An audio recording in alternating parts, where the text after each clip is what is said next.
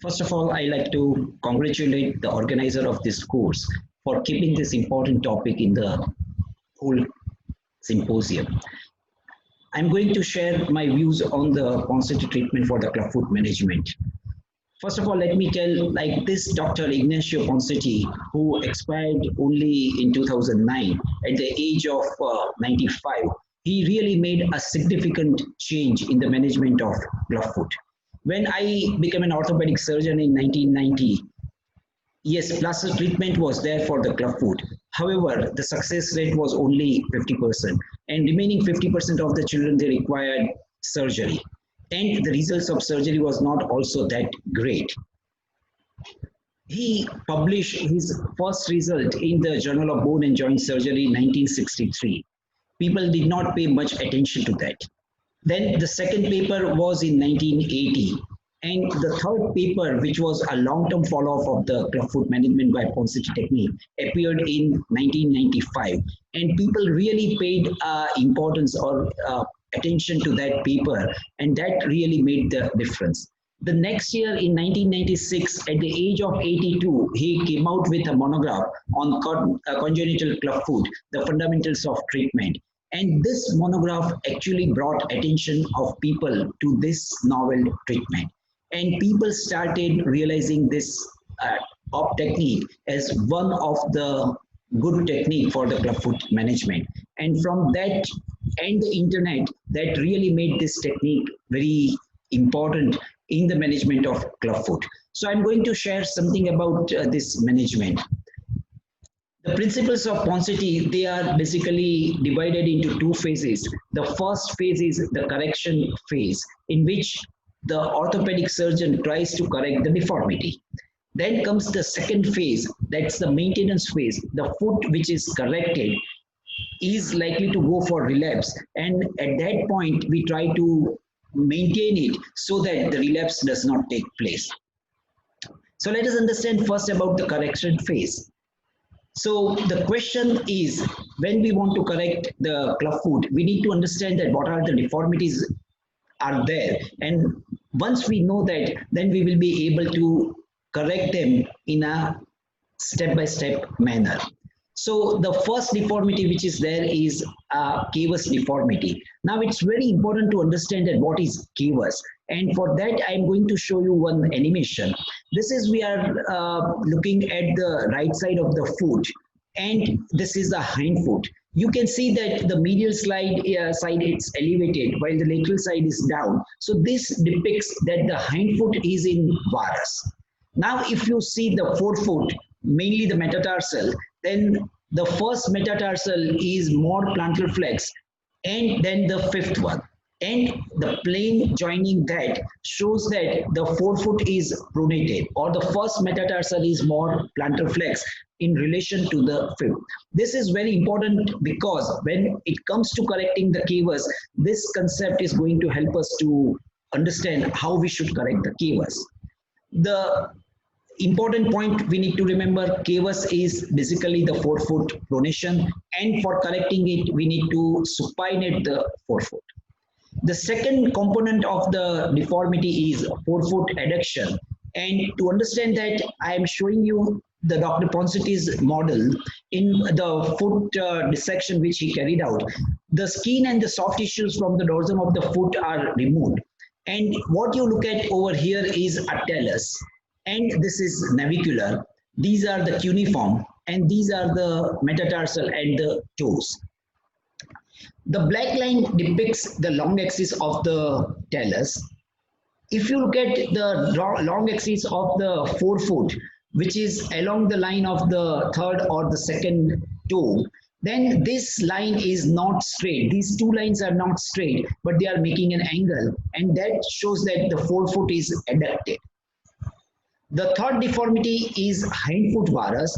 We are looking at the foot from behind, and if you look at the long axis of the leg, the black line, and the long axis of the hind foot, they are not straight, but it is making an angle, and that is hindfoot varus. The fourth component is equinus, which is plantar flexion of the foot at the ankle joint. So cavus, forefoot adduction, hindfoot varus, and equinus. These are the 4 deformities which we need to correct. So the next question is, what is the sequence of correction? In which sequence we need to correct this deformity? For that, I am showing you the picture which is of a cave, and the cave basically depicts the sequence of correction. It's the demographic which tells us that the first thing we need to correct is cavus, then we correct forefoot adduction, then hindfoot varus, and the last is equinus. So in this sequence we go for correction. So let us understand the cavus correction in more detail. We already understood that the hindfoot is in varus, but the forefoot is pronated. And for that, we need to correct by supinating the forefoot. So if we want to correct the forefoot, we need to supinate it. How to do it? So this shows that this animation shows that this is what the cavus, and when you lift the first metatarsal, it corrects and bring the plane of the forefoot in relation with the plane of hindfoot. How do we correct it? We need to push from below the first metatarsal, and we need to apply the counter pressure at the lateral aspect of head of the talus, and that will correct the deformity. So this is what the picture shows, that you need to correct from the inferior or the plantar surface of the first metatarsal, and we need to lift it, and by that the forefoot is supinated and the cavus is corrected. Now this picture shows that here the surgeon is trying to evert the foot and has tried to lift up the fifth metatarsal more than the first. Please understand that this is not we are supposed to do in the Ponseti treatment. So I would say that this is wrong. This picture also shows that the error in the cavus correction. Here also the forefoot is everted, and it is not what we are supposed to do. We need to do reverse, and we need to supinate the forefoot and bring it in relation with the hindfoot. Then we come to the second concept, the correction of the forefoot adduction. Now what Ponseti shows is that, which is a very fundamental important principle of Ponseti technique, that the second and the third component of the deformity, that is forefoot adduction and the hindfoot varus, both are corrected simultaneously. And this is probably one of the biggest contribution of Dr. Ponseti, and this is responsible for the large number of success which we get with Ponseti treatment. So to understand that, let us understand what is called a Ponseti biomechanics. I'm showing you an animation, but before that, let me explain you this picture. The foot is considered as a two-level deformity. The first level or the first floor is talus, which is shown in this model as a red one. The rest of the bone, they are making the ground floor. So calcaneum, navicular, cuboid, cuneiforms, metatarsal, they are in a different level, and that is considered as one unit. So while correcting the forefoot adduction and hindfoot varus, we are trying to create a correction between the first floor, that's talus, and rest of the bone of the foot. So we apply the force on the lateral aspect of head of the talus, that's the counter pressure force, and the correcting force is from the medial side of the foot, which tries to take the forefoot on a lateral side, or forefoot is abducted. So this animation will explain you like how the correction takes place. The red oval shape is talus. The another oval shape is a calcaneum, which is underneath the talus. The navicular cuneiform metatarsals, that's the first ray. The cuboid and the fifth metatarsal forms the lateral ray. So now with this animation, you will understand that how the foot gets corrected. So we apply a counter pressure on the lateral aspect of head of the talus. The correcting force is from the medial side of the first metatarsal. And now we are trying to create the movement between these two planes. The one is the talus, and the remaining plane is the rest of the bone. So now when you try to correct it, So as soon as forefoot is abducted, along with the cuneiform or the navicular, the cuboid is also taken literally, and the cuboid is connected with the anterior end of the calcaneum. So anterior end of calcaneum also gets corrected, or it shifts laterally, and that corrects the hindfoot varus. Again, let us see this animation. This is the beginning, and as we carry out the forefoot adduction correction, the calcaneum is also getting corrected. The anterior end of calcaneum is moving laterally. The posterior end is moving medially. And that is how the hindfoot varus gets corrected simultaneously when we are correcting the forefoot. We really don't need to do anything special for hindfoot varus. So this is the beginning. And as we take the forefoot into the abduction and get the 70 degree of abduction, the calcaneum is also shifted laterally, and it gets corrected. You can see the figure on the left, the talus and the calcaneum, they are in line, they are overlapping each other. While here you can see that on the right side, that the talus and calcaneum, they are now diverting, and the hindfoot varices get corrected. This is Dr. Ponseti showing the foot model from lateral side, and that shows that as we take the forefoot into abduction, the hindfoot is also getting corrected. To show it in a more clearer way, this is with the deformity. You can see the hindfoot, the long axis of the calcaneum, which is shown in a blue line. That is the hindfoot is in varus. As we take the forefoot into abduction, the hindfoot is also corrected. So this is one of the key principles of Ponseti technique. So let us understand in more detail how to carry out this on a patient. So the first thing is, like, we need to understand that this is the foot model which we already saw. So this is talus, and these are the bones. So we need to apply a pressure on the lateral aspect of head of the talus. So the question is how to identify this area where we need to apply the pressure. That's very easy.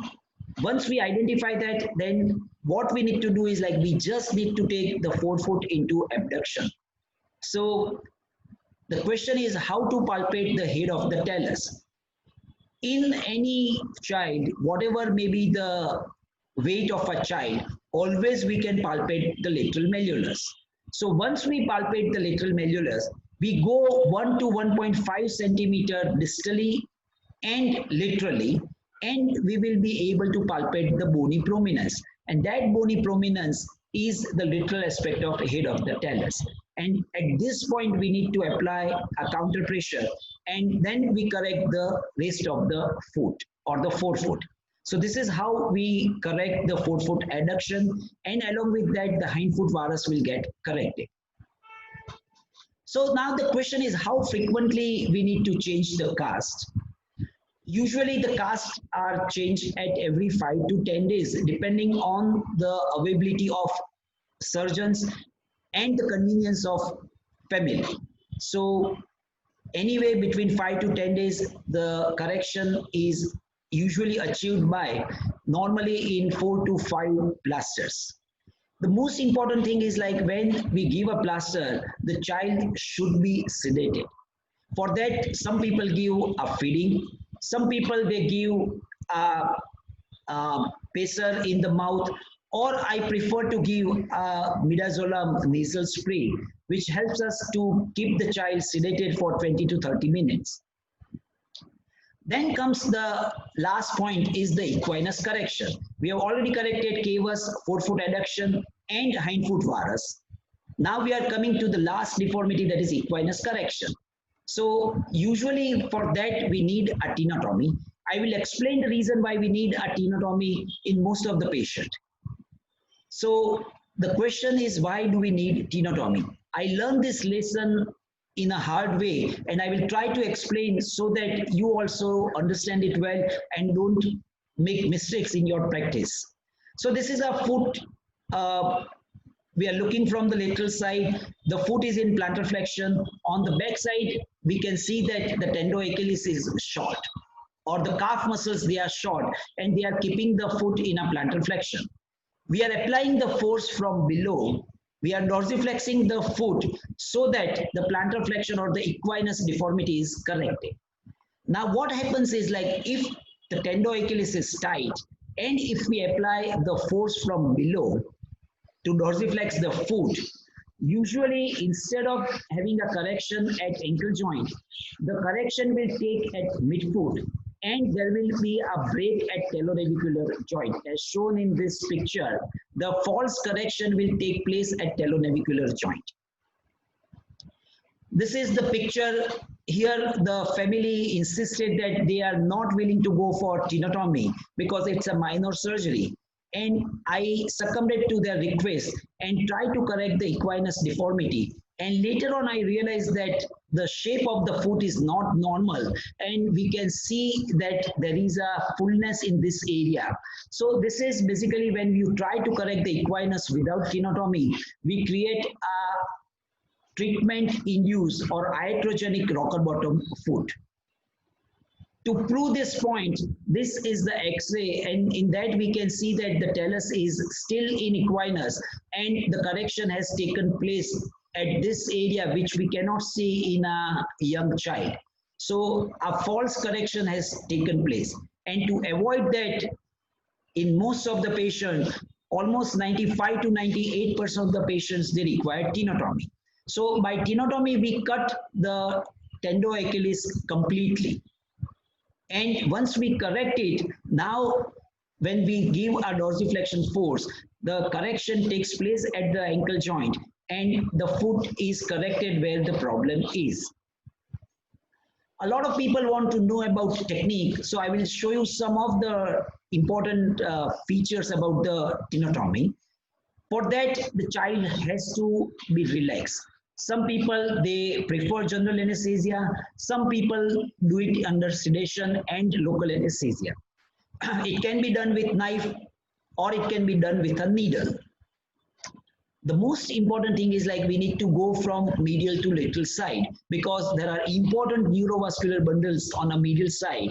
And when you go from lateral to medial by mistake, there is a possibility that your knife or a needle may damage the important neurovascular structures which are lying on a medial aspect of tendo-Achilles. The point which I always emphasize is that the click should be heard or felt. As soon as we cut the tendo-Achilles completely, there is a popping sound which is heard, and that suggests that we have carried out a complete tenotomy. If you are not happy with that, then you should make every attempt to make sure that your tenotomy is complete. Just to show you over that, we are looking at the foot from behind. This is the leg, the knee is over here, and this is heel, and we are looking from the posterior side. This is how the tendo-Achilles and the calf muscles are. These are the neurovasculars on a medial side. We insert a knife medial to the tendo-Achilles, parallel to the tendo-Achilles. Then we rotate it by 90 degrees. So the cutting edge of the knife is now towards tendo-Achilles.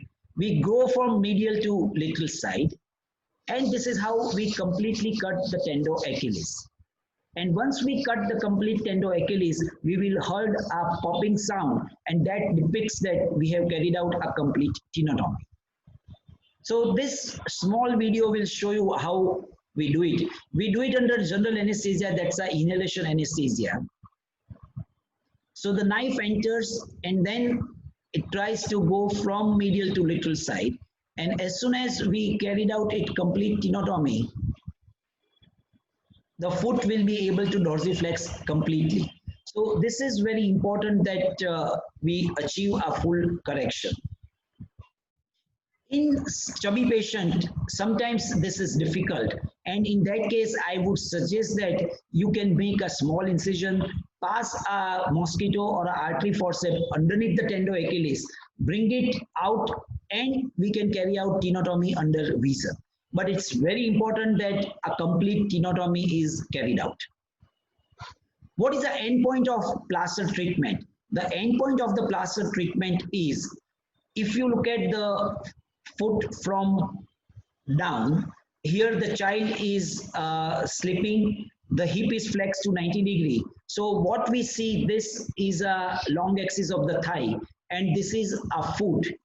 This should make an angle. This is a long axis of the thigh and this is a long axis of the foot, and it should make an angle of 70 degree. So this is an end point. From the lateral side, the foot should be dorsiflex at least by 20 degree. So 70 degree of abduction and 20 degree of dorsiflexion is the end point. Some people say that we really need to overcorrect it. I say that it's not overcorrection. A normal child at the age of 1 to 2 months have this much amount of range of motion. So what we are trying to do is we are trying to achieve full correction. So just to show you the right side of the foot, this is before the treatment. This is at the time of first or second plaster. This is usually by the third plaster, and usually in the fourth or the fifth plaster, the forefoot is abducted fully by 70 degree and we are able to achieve 20 degree of dorsiflexion. And the same can be seen by the plaster from the first to the fifth plaster. Depending on the soft tissue resistance, sometimes we are able to correct it by 3 plasters, sometimes we may need 6 to 7 plasters. But the important thing is not the number of plasters, but the full correction should be achieved.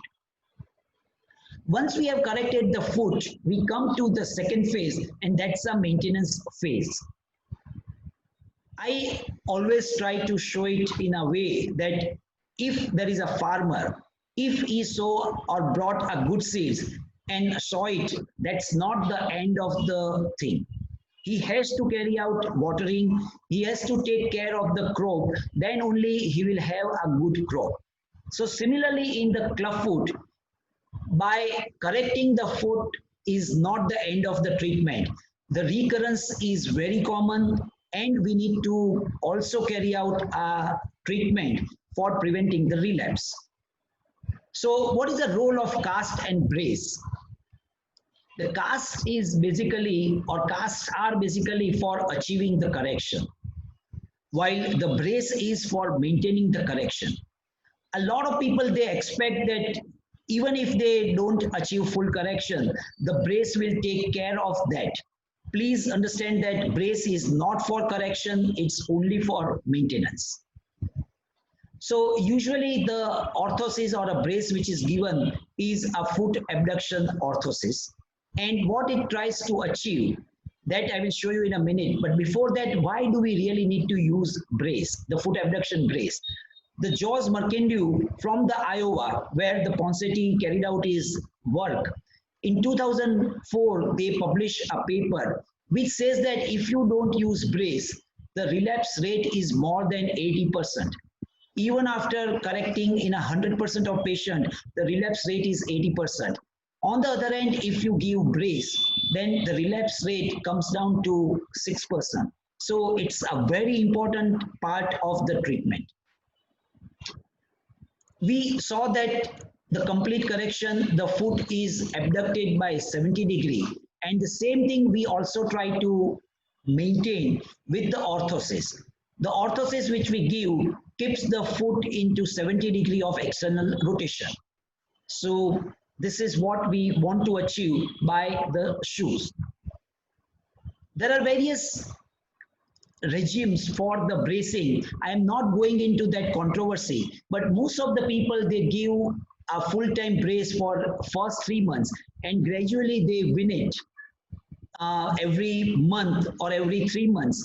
But usually bracing is continued for 3 to 4 years or sometimes even longer. But bracing is a very important component of the treatment.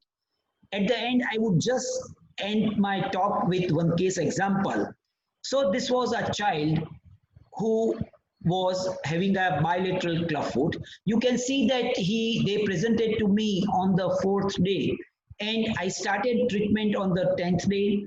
The child required 5 plasters. This was at the end of the complete treatment.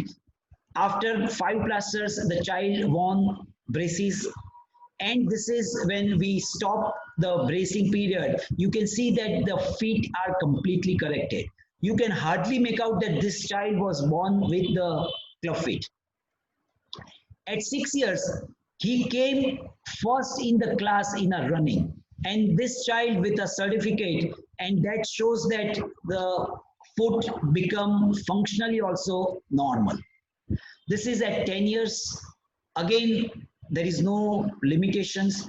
And you can see that child can squat also normally. So for squatting, which is very important activity in Indian patients, we need a full dorsiflexion. So child was able to run well and is able to squat also normally. So that's the full functional result with the Ponseti technique. So at the end, I would just like to revise some important points which we discussed. The first is, at present, Ponseti treatment is a gold standard treatment. The sequence of correction, for that we remember cave. We correct the cavus first. With forefoot adduction, the hindfoot varus, it got corrected automatically. And the last component is equinus correction. For that, we need to apply counter pressure on the lateral aspect of head of the talus. The heel varus corrects automatically with the forefoot abduction. Tenotomy is required in most of the cases, and foot abduction orthos is a very important component of the treatment. So please don't forget, otherwise the results which you have achieved with the plaster treatment, that result will be lost over a period of time. Thank you very much once again. If you have any question, you can ask me on my email or you can WhatsApp on my WhatsApp number. Thank you very much.